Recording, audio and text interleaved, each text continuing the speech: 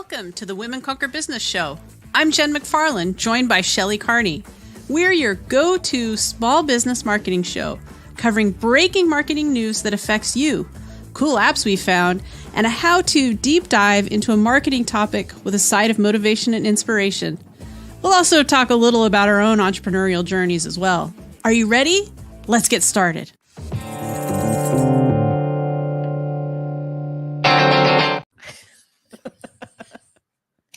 Hello and welcome to Women Conquer Business. I'm Jen McFarland and my brain is not working as well today for some reason. I feel turkey. Like it's still rebooting.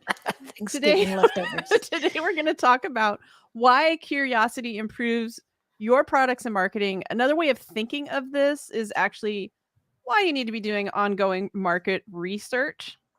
It's not just when you start, it's something you need to keep doing. So how do companies make better products? They get its marketing message on point out of curiosity. Curiosity is so important to this whole process. Your success comes from your desire to learn from your customers. Curiosity has the power to change everything for the better. It drives innovation, invention, and discovery. It's the driving force behind progress. Why? When your business has a curious attitude, they have the ability to stop chasing trends and start addressing its customers' deepest desires, which leads to more money and more customers. So in this episode, we'll talk about how you can incorporate curiosity into your business to develop better products and guide your marketing message. Boy, this sounds like a really good show. I'm super excited. Yeah, I'm looking forward to I'm really curious about what you're going to say. So how are you doing? I'm doing very well. So many of you may know last week I was doing a promotion for InfoStack to sell a product stack, and it was a challenge for me. I've never gone really hard at selling a product like that before, and it was a very good learning experience. Sure. And once I had everything in place, all of the videos, all of the social media posts, they were all scheduled and ready to go, then I could step away. And Toby and I were traveling on Monday and Tuesday, so I could just kind of like, okay, zone that out. It's done. I don't have to think about it. And it was a really good learning experience for me, because halfway through I was like, I don't want to do this anymore. It's hard. Nobody's buying anything. I hate this. So because it was new to me, and now I've been through it and I go, okay, I can do it. I've done it. I know how it's done. I can do it again. And I can do it for any product. Sure. So it was a really good push for me to have to do that. It was a growing experience. Well, I know that you made at least one sale because I supported your cause and bought one. So that's right. There you go. I know you got one. That's so right. You can't say nobody's buying because at least one person bought. Actually, I did say that to Toby. Nobody's buying anything. So he bought one too. He's like, I'll buy you one. That's support, man. That's customer support. That's right. Friends. Right. That's sometimes how this starts is when you're getting out there and doing something new. Sometimes you just need your buds to be like, I got your back. So There you go. You sold at least 2. I'm sure there were many, many more. It looked like a good pack. So the InfoStack pack, I bought one. I thought stuff. It looked great. So I'll admit I only redeemed a few, including yours. But because what InfoStack is, for those of you who don't know, there are these bundles that come out, and creators make something that goes in the bundle, and then as part of that, you can go in and redeem a bunch of these coupon codes and get a course, or for some of them it was like an ebook or something like that, and you're able to go through it and do it. Some of them looked like they were very long and involved. And I was like, I'm never going to finish this. Like, just never going to do it. Why? So it looked like a really cool deal. I'm hoping that you get also traffic and subscribers from people you don't know. That's one of the reasons why it's important to do these things, is it gets you exposure among all of the creators. So if you are invited to do something like this, become a part of a bundle, and that there's going to be like 20 people, they're also all sending it out, or they're supposed to be, to their group. So you're getting exposed to a whole new audience. And so I'm excited to see how that all turns out. Me too. It's a process, but getting through the whole promotional week was so good for me. I mean, I didn't like it. It was hard. It was outside my comfort zone, and I didn't want to do it. But I pushed through, and now I'm on the other side of it. And I can say I've done that, and I know how to do it, and I can do it again.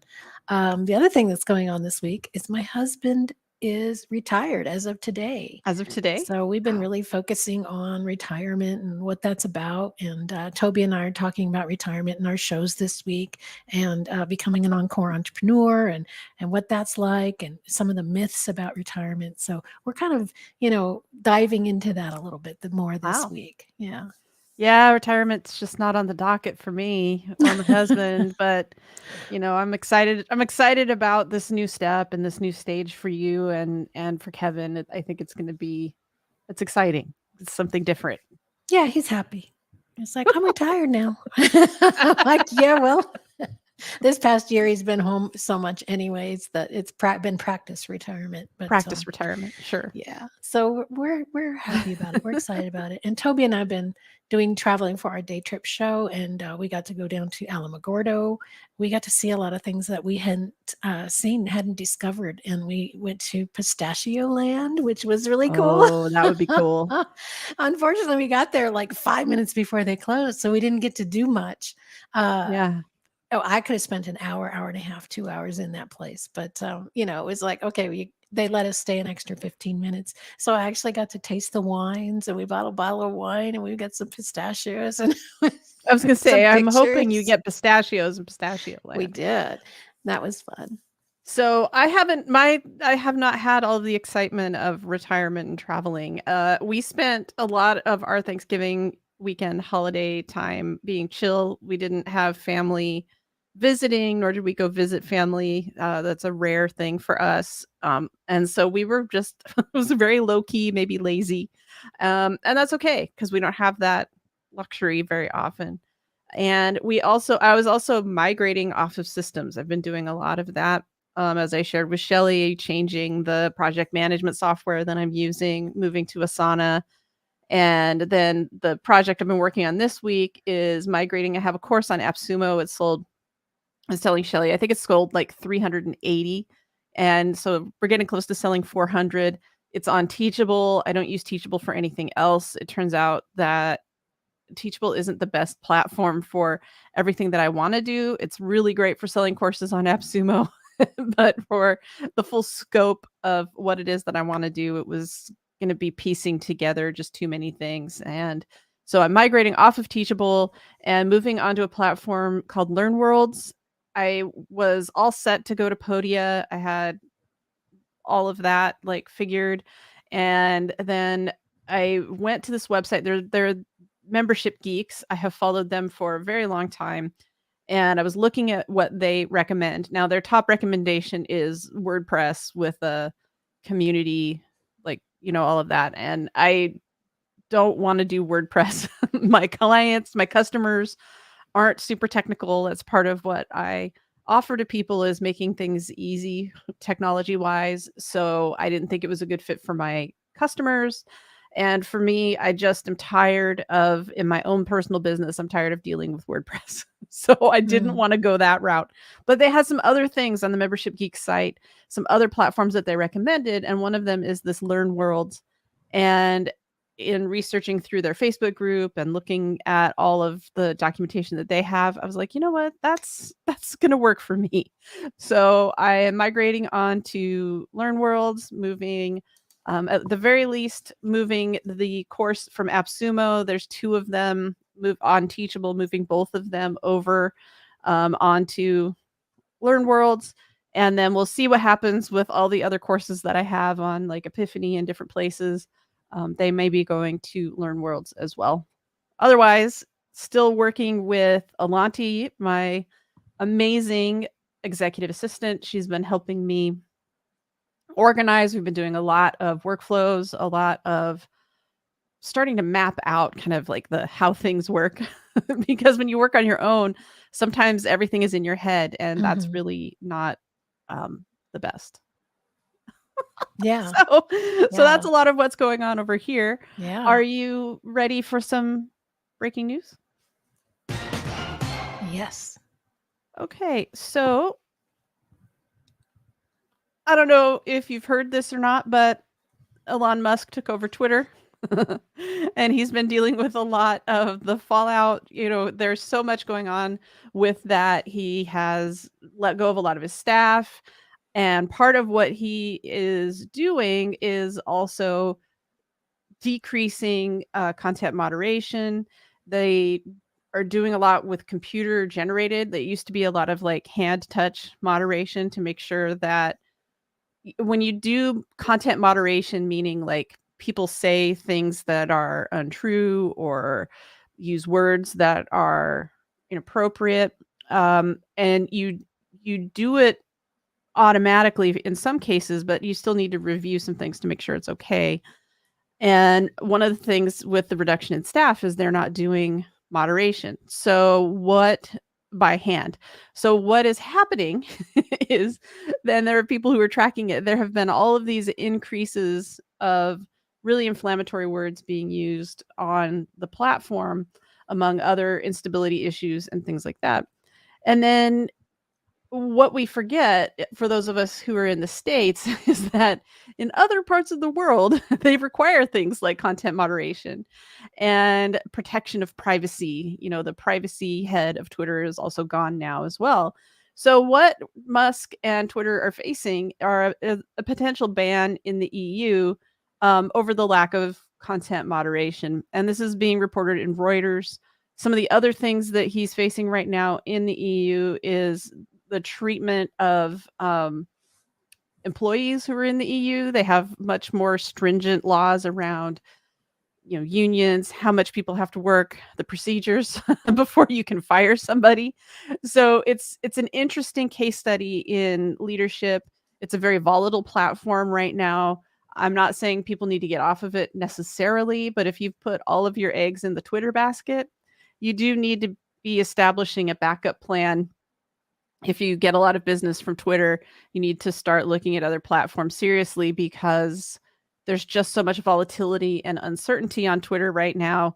It's really hard to tell if it's going to be here, if it's going to get hacked. There's an increase in people trying to hack it. Believe it or not, you can monitor that, and people are monitoring that and finding that, yeah, people are trying to hack it because there's fewer staff. So there's a lot of volatility. There's a lot going on with Twitter. And now it looks like they could be potentially facing a ban in places like the EU. Mm. And I had been thinking about closing down Twitter, but I don't use it much except for posting, basically promoting my content. But the idea that somebody could hack my account or get any of my private information because I'm on Twitter, now that is disturbing, and it makes me want to leave and close everything Right. down. Yeah. Well, at the very least, you could do two-factor so that someone can get into your individual account. But your email address, even if you deleted your account today, your email address is still in their database. So anybody who's using it and taking it off, it's going to be really hard to guarantee safety. I would still say that if you're on Twitter and you're not using it a lot, you might think about keeping it so that you can have your business name, a link to your website, and pinning a post at the top saying where you are active. And that's actually my advice to anybody. Set up all your platforms everywhere, pick the place where you're active, and then keep things like Pinterest and tell people where you are active and how they can find you. So if you have any questions or around the volatility around Twitter, you can email us at hello@womenconquerbiz.com. We'll talk about it. As of right now, I'm not saying get off. If Twitter's working for you, keep using Twitter. Just know that they're facing some headwinds right now, and it is a little bit volatile for people. I wouldn't necessarily recommend it if you're brand new to social media, but there really aren't any good alternatives that are popping up for business as an alternative to Twitter at this point. I like LinkedIn, but I'm. Right, but I'm saying, like, if you like I Twitter and you like that, Not a there's Twitter fan. yeah, No, I used to like it back when it first, started back 2009, 10, 11. I had fun on there, but it was yeah, basically tweeting back and forth to your friends. It was like texting in public.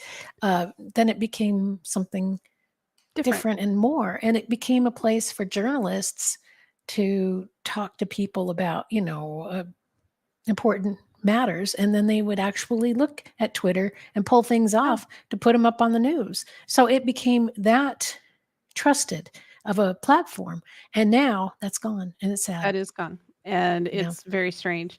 For business, I would say if you're getting traction from it, keep at it. It's not, it's still good for SEO, it's still good for a lot of things, but it is volatile, Yeah. and it is not something where you just wanna do that and nothing else, Mm, which is not my recommendation for people anyway. yeah, You wanna have absolutely. you wanna have a platform that you own, that you can That's send right. people to, and then use social media, it's extra. Yes. Listen to this important stuff. And that was our Well, breaking news for today. ta-da! Ta-da! You ready for presentation? Sure. Power up, Jen. We're gonna power up into the training. We are gonna talk about curiosity, which I love. I'm a lifelong learner. I take Strengths Finder. I come up as a learner. So, I like to research everything. And yet, when I talk to my clients and when I talk to others, people are very hesitant to ask their existing customers questions. It's like they don't want to bother them. Nobody wants to take a survey. I don't want to hear any bad news. I think that's what And I it think that is. that's part of it, right? No Yeah. one wants to ask for feedback Yeah. because they're afraid that they're going to hear something negative. But having curiosity around how the services are, where the problems lie, and where you can improve, and then in the case of things like market research, being curious around where the gaps are in the process are extremely helpful. Like, I had a client who decided not to continue with me. I don't know if I've even told you this, Shelly. Decided not to continue with me, Yeah.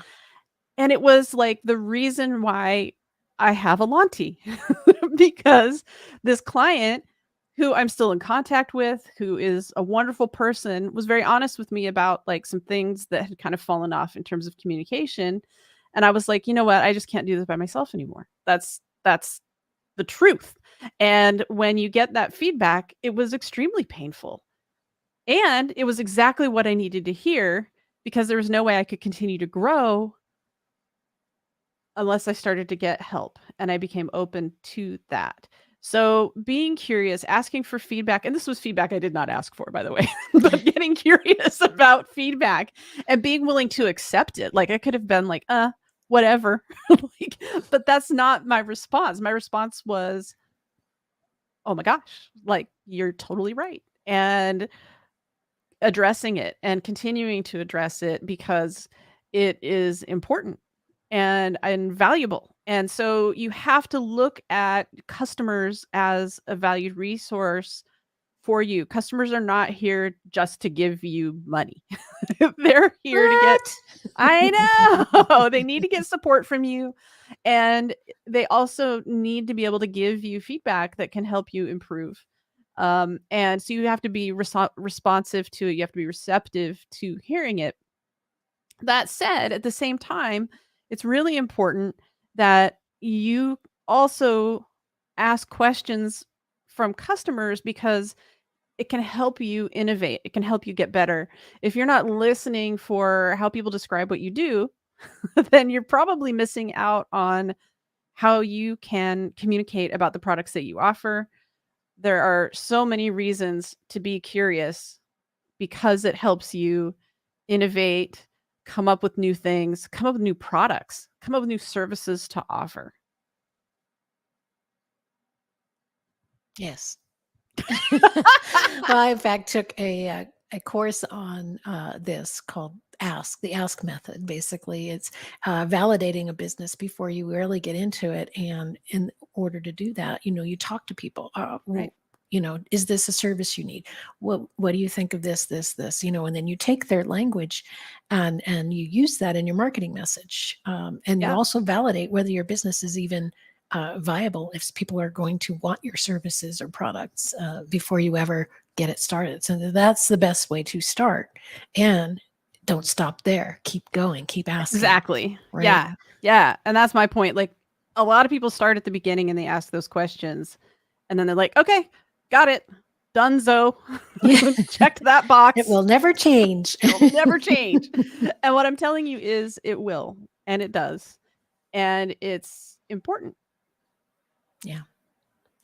because if you want to grow your business, if you want to continue to offer services, if you want to continue to help people, you need to have these conversations so that you're keeping pace.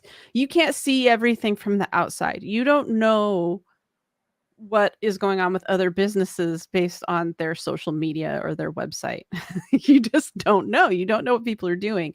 The only way that you can really innovate and discover is to not only look at your competitors or people doing like services, it's also to talk to the people that you've worked with in the past or that you're working with now and finding out where the gaps are and then being like, oh, I can do that. I can totally do that. And then that's where you realize because and I think that this is true for both of us and for everybody who's listening, we do things without realizing how hard it is for other people. Mm, And until we know that what's hard for other people, yeah. we don't know what services to offer. Like for a lot of people, Shelly, doing what we're doing right now would be really hard. Like being Yeah. live on social media, being in front of a camera, all of the things, all of the services that you offer for people, that's really difficult for other people. It is. And that's why it's a service that you offer. That's right. And that's why I start my course with mindset, getting your mind right, understanding that what it is to be out there online, showing your face, talking to people, becoming known. That's a thing. Right. And, for people who've never done any kind of speaking, and the public speakers are fine with it because they're used to that. But for people who aren't used to putting themselves out there like that, it's scary and difficult. And I understand that because it was scary and difficult for me at first as well. So we're all coming from Yeah. the same place. Yeah. And the times to really pay attention, and if you're like, well, I don't want to ask my customers, I want to be curious and like directly ask them. The time to be curious is when people are like, hey, what was that? What is that you just did? Or can you explain that to me in another way because I don't understand what you mean? So when I speak to groups, that happens sometimes. When I'm working with a client, sometimes that happens where they want to know something in a different way, and that's when I'm like, oh, I could make a course about that, or Mm. I could do something about that. Mhm. So it's something to really look at how you can address those concerns in a different way. And it's because we do things without thinking about it. You're really good at doing things. That's why you started a business. And then translating that into ways that your clients will respond, or translating that into ways that people who are doing a search will also look. That's the power of curiosity. Yeah. And curiosity is an excellent tool to help you cope when things are going wrong. Um, Instead of just, well, the world hates me and I'm just going to sit over here in the corner and not do anything and cry. Well, that's not going to be productive. But if you can Right. be curious, if you can pull that curiosity tool out of your tool bag and say, what went wrong? What can I do better? Why didn't people respond to this, in the way that I thought they would? And tool around with it, and tweak things. And it's hard to do because we take it personally, right? Yeah. When people are like, oh, well, I didn't like this about your product. Oh no, that's my product and you didn't like it. And oh, we could really, take it personally, or we can get that curiosity tool out and we can bang around with it and say, okay, what's Yeah. wrong with this? Why didn't it work? What what can I fix? What can I make it different so that people understand it better and so that it's more effective? Yeah. Absolutely. Now, I will say that you can be too curious. And I'm talking to people like myself and others who tend to get into that like analysis paralysis, right? You can spend all of your time focusing on feedback and research and never get to the execution phase. Yeah. That's not what we're talking about here. Execution is part of it. You got to put it out Yeah. there for people to try to get additional feedback and to make it better, to tweak Absolutely. it. Like I was telling Shelly before the show, the AppSumo product, the one that I'm moving off of Teachable, we've sold close to 400 of those. We have a lot of evidence around people like it. And we've gotten a few comments along the way that I was like, okay, it's been about a year. It's time to kind of shore that up and talk about some other things because after it's podcasting, it's a podcasting course. After a year, people tend to not be as it can fade. Things change. It gets updated. So you need to start paying attention to the signals and listen to what it is that people need because it changes. It's evolving, especially in the type of work that both of us do. Anything to do with marketing, it's constantly changing and evolving. But then a lot of the work that people do in your industry, if you're watching or listening right now, that also is evolving and changing. And so you have to stay apace of things and understand what the problems are. But I can tell you right now, fundamentally, for a lot of the people that I work with, they are struggling with the same questions that they've always been struggling with. It's just the answer maybe is a little bit different. And as I work more and more with people and refine how I talk about things, I will tell you that even though many of the answers are the same, like I've always told people, set up your profiles and pin a post to the top telling them where you're the most active, right? I've done that for years, but how I describe that 5 years ago, way different than how I describe it now. We have to continue to evolve in terms of how we speak about things so that people understand it. And that's part of being curious too, is paying attention to when people are confused. If people are confused, that doesn't mean like, oh, well, I'm just so smart. Like, I'm smarter than my clients. Like, no, it has more to do with the fact that they need to learn more from you. They're coming to you for a service. They need to learn more from you. How you clarify it is something that you can then talk about in terms of your marketing message when you describe what you do to other people. Does that make sense? The questions that you get are then guideposts for what you need to be talking about publicly for how you help people and the problems that you solve. Yeah. And whenever I get a question, I try to immediately do a show about it. I do. It's like, oh, content, you. I try to write it down. I will admit that I end up with all these Post-it notes everywhere. And even though I use my Remarkable a lot of times for keeping these notes and things, I do like you should have seen this desk, Shelly, last week where it was just like piles and piles of Post-it notes. And then on Sunday or Saturday over the weekend, like all weekend, I was like looking at all the Post-it notes and going, okay, note to me. This was about this client. Do I need to follow up? And so sometimes these notes get lost of like questions people have and, but this is all gold, right? You want to write down the questions that people have. And if you're not Shelly and you're not making a show about it, then keep a list somewhere of common questions that you hear. And these can be blog posts. These can be like language that you add to your website. This can be used in so many different ways to talk about, I hear you. I understand the problems that you have, and here's how I can help you solve them. And that's how you innovate and how you begin to communicate around the things that your customers are curious about. So you're curious to find out what they want. That's the key to this. Yeah.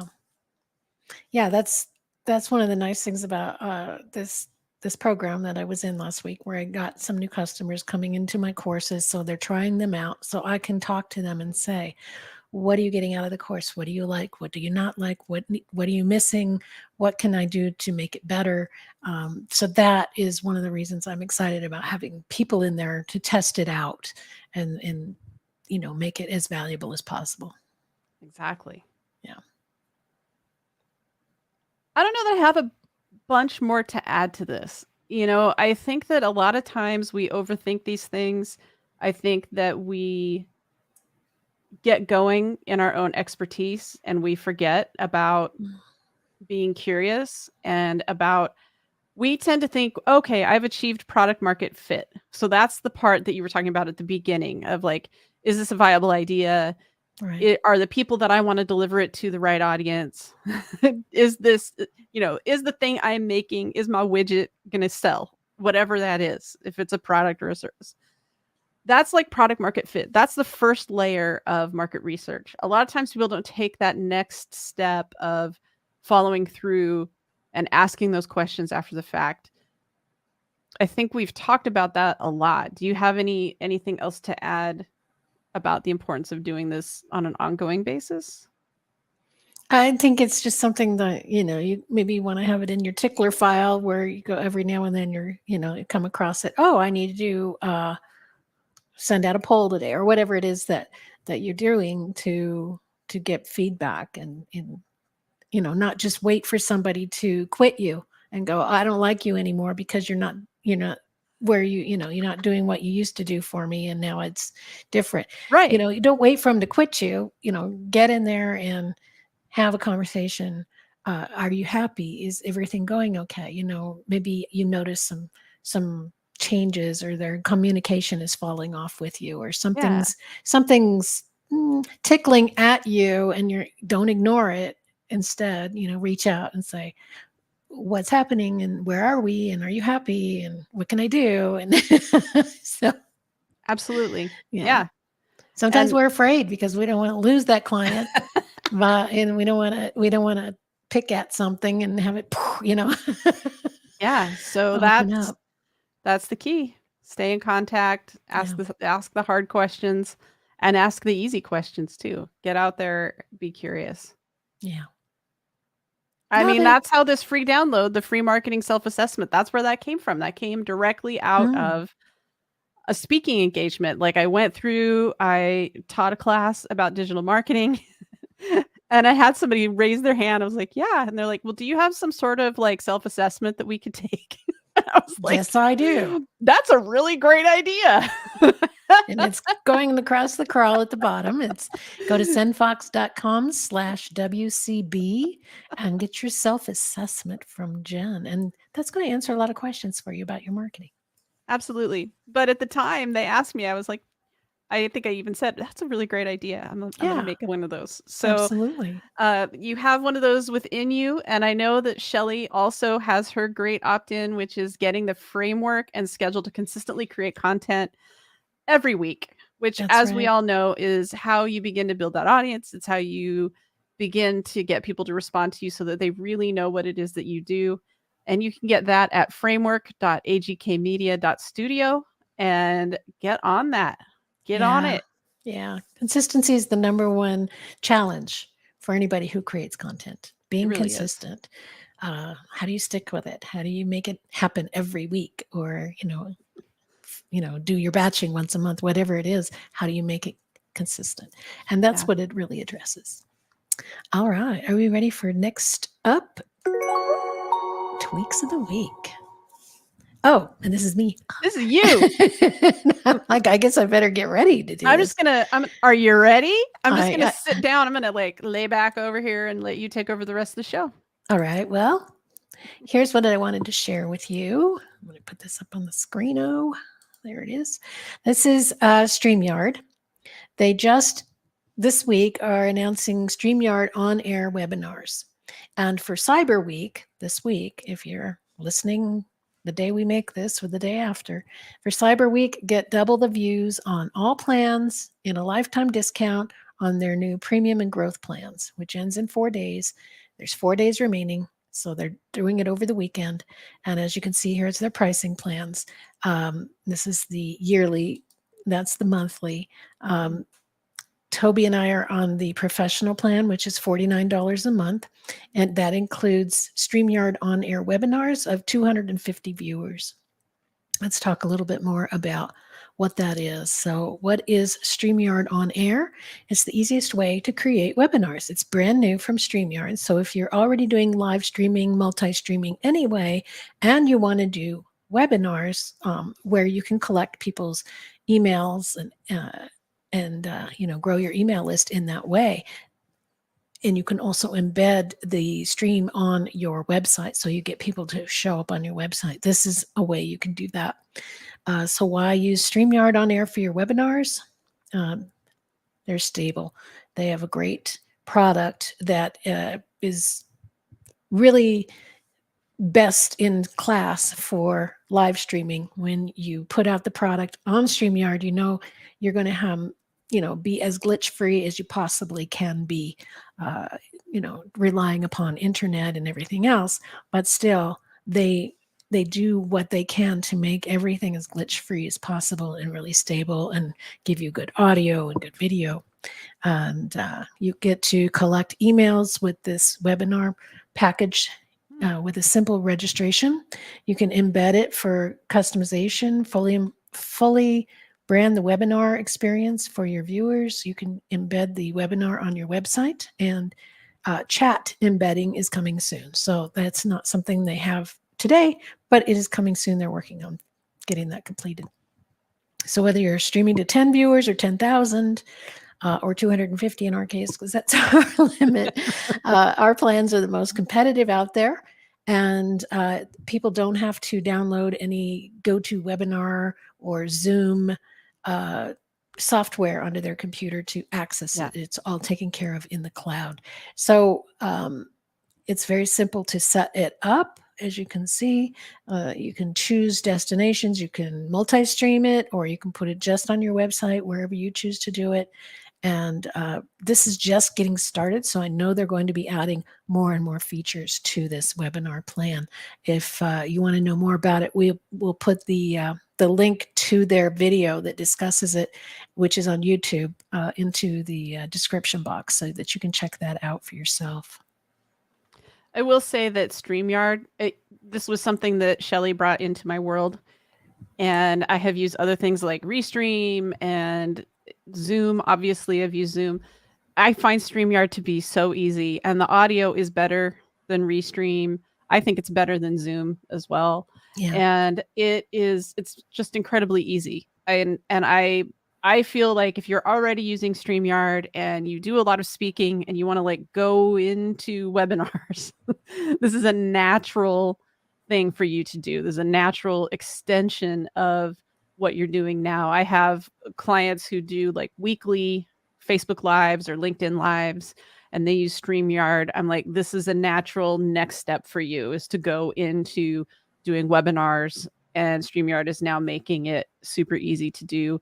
This is probably now what StreamYard is doing is they're being a competitor to things like Demio and some of the other webinar software, because they can stream to so many places, and then with a form you can make it really easy to do some webinar software. So they're kind of, I guess you could say, StreamYard is looking at two different things. They're looking at competing with Zoom webinars, and then competing with some of the streaming software like StreamYard, Restream. So this is fascinating. It's very exciting to see. Well, now StreamYard, I know last year and maybe the year before, at least last year, I know for sure, they were doing webinars. They were doing big ones, and they were using Hopin as their Hopin's platform. another one. Yeah. Now, I think they were not completely satisfied with Hopin, so they built their own webinar product. Yeah. And then, of course, they can offer it to their clients as well. So, yeah. This is I've big. always been very happy with StreamYard's product. They really work hard to listen to their customers and to do the things that that customers are asking for. Yeah. Every time we end a stream, it says, how was the stream? Good, bad? Yep. If you say bad, they want Yep. to know why it was bad, and then that will immediately send them an email to their customer support, and customer support will be emailing you immediately saying what went wrong, how can we fix it, how can we make this better. So top of the line for customer support. Yeah. And it is, it's been a great deal. I would say that lifetime discount for what they're offering compared to webinar software. Jump in if you're interested in this, because webinar software is expensive. And since they're offering a lifetime discount for the next few days, if this is something that you're really interested in, it is something to really consider doing. That's right. And if you're already in StreamYard, and maybe you just need to upgrade, so you can get that right now. Yeah, definitely. Something to look at for sure. Thanks, All Shelley. right. You betcha. Well, what do you got now? A little inspirational time. Because of there's a life transition going on in my home with the moving into retirement years. This is a good quote from Seneca. Let us prepare our minds as if we'd come to the very end of life. Let us postpone nothing. Let us balance life's books each day. The one who puts the finishing touches on their life each day is never short of time. If I lived today as if it were my last, what would I do? And I had to think about that today. This was in my journaling. And I was like, well, what would I do? I definitely would want to spend some time out in nature. And the fact that Toby and I have this Day Trips channel is pushing us every week. Where are we going to go this week? How are we getting out in nature? What are we doing? Even when it's windy and cold, we're still getting outside and we're recording and we're coming up with adventures and stories every week. And it's such a marvelous way to end the year, looking back at all those memories and all those photos and videos that we made and seeing all the places that we went. Just being in nature is so relaxing, calming, reaffirming, life affirming. So I would definitely have part of it as being out in nature, and the rest of it would just be closing things down, like closing down all of my social media accounts so that other people don't have to do it, kind of things. And then closing all my accounts out and make sure that I'm passing that on to people who can use it. So, and then taking whatever I have that I can give away to other people, I would do that. So it kind of sparks some ideas for me about what would I do and what can I do today to start that process. Wait, does this mean you're shutting down all your social? No, because I'm not dying tomorrow. So if I lived today as if it were my last, I would be traveling with John somewhere at the beach.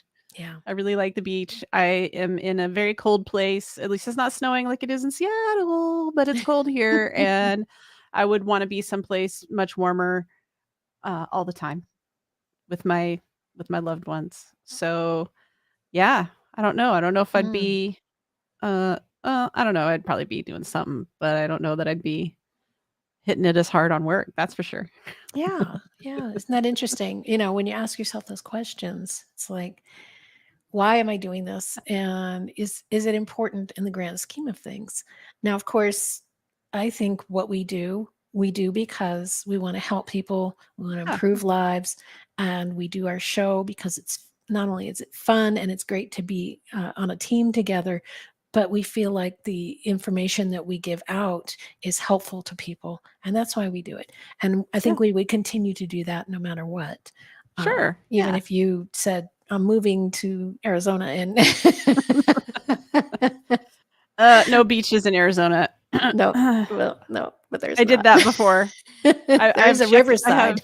I have checked out Arizona and they do not have a beach there. Yeah. I could have looked at a map before I moved there, but anywho, any hoodle. Yeah. So I don't know. I do think that I would be out in the public domain doing something for sure. Probably I'd still be making videos, things like that, but I wouldn't be hitting it as hard with building a consultancy and that sort of thing. So yeah. But there's some things that we can close out each day, and then there's some things where we're just building up for future me. You know, I'm future me is going to look back and say, I'm glad I did this work so that today I have this thing. So yeah, we have I to think felt about that way that. last week when we pre-recorded, Yeah. and I future Jen felt pretty good about Jen in the past having recorded the show on Thursday. Yeah, because then you're like, I've got time to relax now. Exactly. Oh, Toby, thanks for listening and watching. Yeah, serving is a great reason for living. Absolutely. That's right. Absolutely That's agree. right. And Toby and I are going to be talking about retirement again in our show today. So we're like gearing up for that. Yeah, it's not time for me yet, so I don't want to think about that too much. Yeah. Yeah. I'm not ready. Yeah. But I'm excited and I can't wait to hear about it. So have a good show today. And Thank you. I think are we just telling everybody to have a great week? Is that where we are? We are. I know, right? My show this week was really short too. I think it's a super short show week. That's right. Have a good week, everybody. Thank you for being here. Thank you for joining the Women Conquer Business podcast, hosted by Shelley Carney and Jen McFarland. Please subscribe and leave a comment or question regarding your most challenging content creation or business problem. Then share this podcast with family and friends so they can find the support they need to expand their brand and share their message with the world. Check the show notes for links to valuable resources and come back again next week.